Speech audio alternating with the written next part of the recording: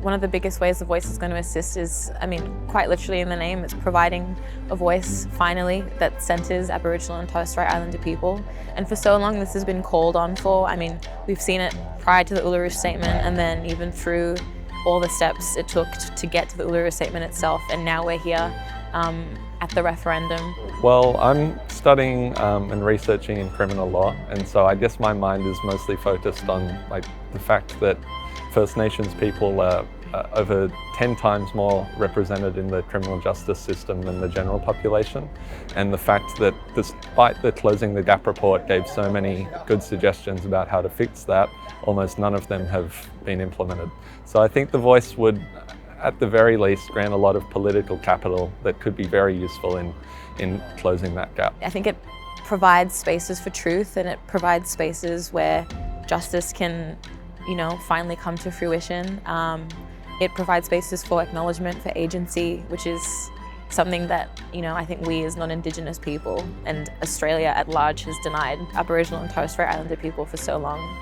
And so I would think, and I would hope, that should The Voice be passed, we finally get to create that space and provide that space where truth and justice, equity and reconciliation can, finally come to light. A lot of people refer back to ATSIC and the independence it had to support Aboriginal and Torres Strait Islander people and communities, and how quickly that was taken away. So the voice of ATSIC, which was meant to be a representation of Aboriginal and Torres Strait Islander peoples. I think The Voice will cement that within the Constitution as something that won't be taken away from Aboriginal and Torres Strait Islander people to have a voice, to make meaningful structural change. It's a structural change.